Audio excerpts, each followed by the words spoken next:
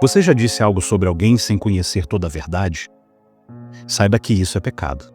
A Escritura diz, em Mateus capítulo 7, versículo 1, não julgueis para que não sejais julgados. Jesus não está proibindo o julgamento, mas alertando contra julgar precipitadamente, sem justiça, sem amor e sem temor de Deus. O juízo temerário é um ataque direto à santidade de Deus. Quando julgamos com base na aparência, estamos dizendo que nossa percepção limitada é suficiente. Isso não agrada a Deus. Em João capítulo 7, versículo 24, está escrito, não julgueis segundo a aparência, mas julgai segundo a reta justiça. Quantas vezes condenamos sem conhecer as intenções do coração? As confissões reformadas tratam isso com seriedade. O Catecismo Maior de Westminster, na pergunta 144, detalha os deveres exigidos pelo 9º mandamento. Em Êxodo, capítulo 20, versículo 16. Não dirás falso testemunho contra o teu próximo. Entre esses deveres, destaca-se a obrigação de considerar caridosamente os nossos semelhantes. Isso significa que devemos interpretar as ações dos outros da melhor maneira possível, atribuindo-lhes boas intenções sempre que houver dúvida. Essa atitude de caridade nos protege contra suspeitas maliciosas e julgamentos invejosos, promovendo a verdade e preservando a reputação do próximo. Ao presenciar atitudes que não compreendemos ou que nos desagradam, nosso dever é evitar julgamentos precipitados e buscar entender a situação com bondade. Essa postura manifesta o amor ao próximo e demonstra obediência fiel ao 9º mandamento.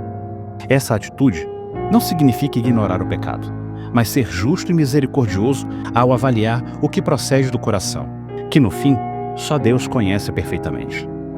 Mas fazemos o contrário. Nos apressamos a condenar como se fôssemos Deus. Tiago nos confronta ao dizer, há um só legislador que pode salvar e destruir. Tu, porém, quem és, que julgas a outro? Tiago 4,12. Isso é sério, porque em Romanos capítulo 2, versículo 1 está escrito, portanto és inexcusável quando julgas, ó homem, quem quer que sejas, porque te condenas a ti mesmo naquilo em que julgas a outro, pois tu que julgas faz o mesmo. Se formos rápidos para suspeitar mal dos outros, seremos julgados com a mesma medida. Você vê o perigo? O mesmo padrão que usamos contra os outros será usado contra nós. E quem de nós resistirá ao juízo perfeito de Deus? Não estou dizendo que nunca devemos julgar.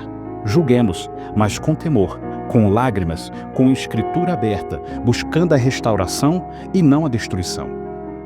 O apóstolo Paulo fala em Gálatas, capítulo 6, versículo 1. Irmãos, se algum homem chegar a ser surpreendido em alguma ofensa, vós que sois espirituais, encaminhai o tal com espírito de mansidão, olhando por ti mesmo, para que não sejas também tentado. Se você não sente o peso ao falar do pecado alheio, talvez o maior pecado esteja em você. Tiago nos ensina como devemos agir, em Tiago, capítulo 1, versículo 19. Portanto, meus amados irmãos, todo homem seja pronto para ouvir, tardio para falar, tardio para se irar. Devemos estar conscientes de que a justiça final pertence ao Senhor e não a nós. Que o Espírito Santo nos ensine a julgar com discernimento, amor, temor e reverência, para que sejamos promotores da verdade, sem usurpar o lugar de Deus. Seja misericordioso, assim como Deus tem derramado misericórdia sobre você.